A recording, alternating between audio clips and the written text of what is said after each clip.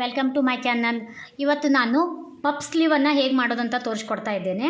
ಇದು puff sleeve ಮಾಡಬೇಕಾದ್ರೆ ನಮಗೆ ಬೇಕಾಗಿರೋ ಸ್ಲೀವ್ ಲೆಂತಿನಕ್ಕಿಂತ 5 ಇಂಚಾರು ಮಿನಿಮಮ್ ಆಗಿ ಎಕ್ಸ್ಟ್ರಾ ಇರಬೇಕು. ನಮ್ಮ ಕಡೆ ಬಟ್ಟೆ ದೊಡ್ಡದಿದ್ದರೆ ಇನ್ನೂ ಜಾಸ್ತಿ ಇಟ್ಕೊಳ್ಬೋದು. ನೀರಿಗೆ ಎಷ್ಟು ಬರ್ತಾವೋ ಅಷ್ಟು ನೀಟಾಗಿ ಕಾಣುತ್ತೆ.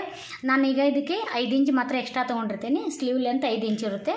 ಈಗ ಏನು ಮಾಡಬೇಕು, ಮೇನ್ ಫ್ಯಾಬ್ರಿಕ್ ಮತ್ತು ಲೈನಿಂಗ್ ಎರಡು ಸೇಮ್ ಕಟ್ ಮಾಡಿಕೊಂಡು ಮೇಲೆ ಮತ್ತು ಕೆಳಗೆ ಸ್ಟಿಚ್ ಹಾಕ್ಕೊಂಡಿದ್ದೇನೆ. ಬಟ್ಟೆ ತುಂಬ ತೆಳುಗಾಗಿರೋದ್ರಿಂದ ಸರಿದಾಡುತ್ತೆ ಅಂಥೇಳಿ ಮೇಲೆ ಮತ್ತು ಕೆಳಗೆ ಸ್ಟಿಚ್ ಹಾಕ್ಕೊಂಡಿದ್ದೇನೆ.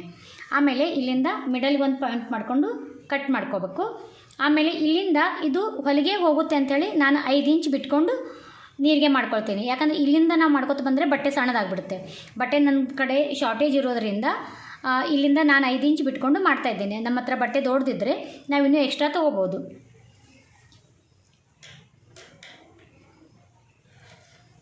ಈಗ ಒಂದು ಕಾಲು ಇಂಚಿನಷ್ಟು ಮಾತ್ರ ಒಳಗೆ ಹೋಗಿಸ್ತಾ ನೀರಿಗೆ ಮಾಡ್ಕೋತಾ ಬರಬೇಕು. ಇದು ಸೇಮ್ ಒಂದೇ ಡೈರೆಕ್ಷನ್ನಲ್ಲಿ ಮಾಡಬೇಕು, ಅಪೋಸಿಟ್ ಡೈರೆಕ್ಷನ್ನಲ್ಲಿ ಏನು ಮಾಡೋದಿರೋದಿಲ್ಲ.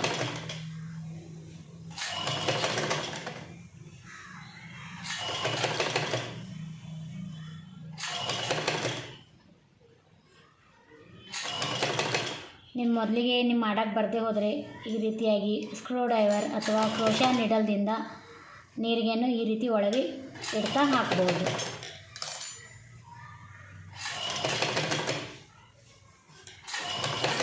ನಾನಿಲ್ಲಿ ಕಚ್ ಮಾರ್ಕ್ ಹಾಕ್ಕೊಂಡಿದ್ದೇನೆ 5 ಇಂಚಿಗೆ. ಇಲ್ಲಿವರೆಗೂ ನೀರಿಗೆ ಮಾಡ್ಕೊಳ್ತೇನೆ.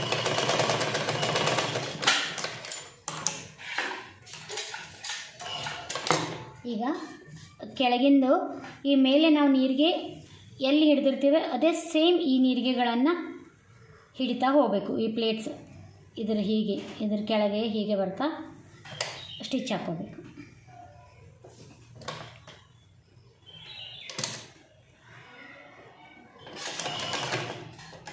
ಹಿಂದೆ ಮುಂದೆ ಒಂದನ್ನು ಬಿಟ್ಟು ಮಾಡೋದಿಲ್ಲ. ಮೇಲಿನ ನೀರಿಗೆ ಹೇಗಿರುತ್ತೆ ಅದೇ ನೀರಿಗೆ ಪ್ರಕಾರ ನಾವು ಕೆಳಗಿನ ನೀರಿಗೆಯನ್ನು ಮಾಡಬೇಕು.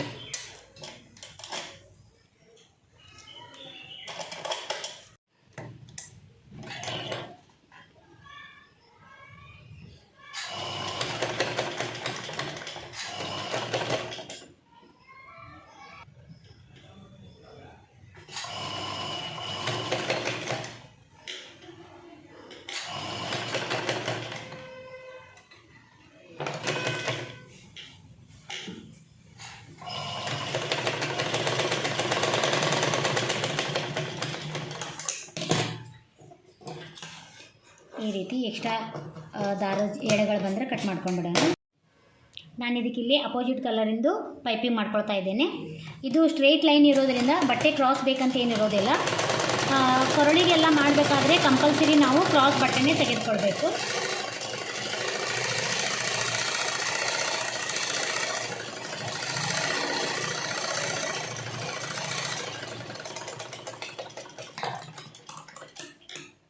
ಎಕ್ಸ್ಟ್ರಾ ಕ್ಲಾತ್ ಕಟ್ ಮಾಡ್ಕೊಂಡ್ಬಿಡೋಣ. ಆಮೇಲೆ ಇದು ಎಲ್ಲ ಒಳಗೆ ಹೋಗುವಾಗ ಇದ್ರ ಮೇಲೆ ಇಟ್ಕೊಂಡು ಮತ್ತೊಂದು ಸ್ಟಿಚ್ ಹಾಕ್ಕೊಳ್ಬೇಕು.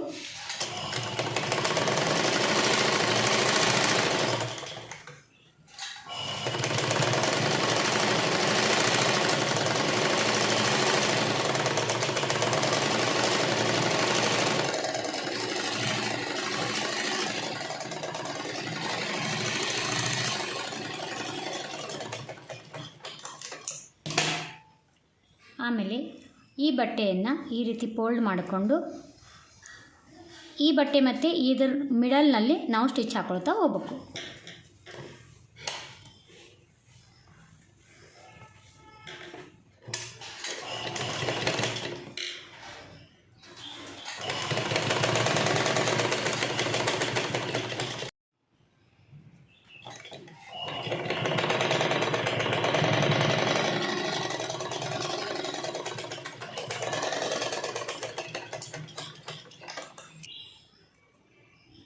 ಇದು ಪೂರ್ತಿ ಆದಮೇಲೆ ಈ ರೀತಿಯಾಗಿ ಕಾಣುತ್ತೆ.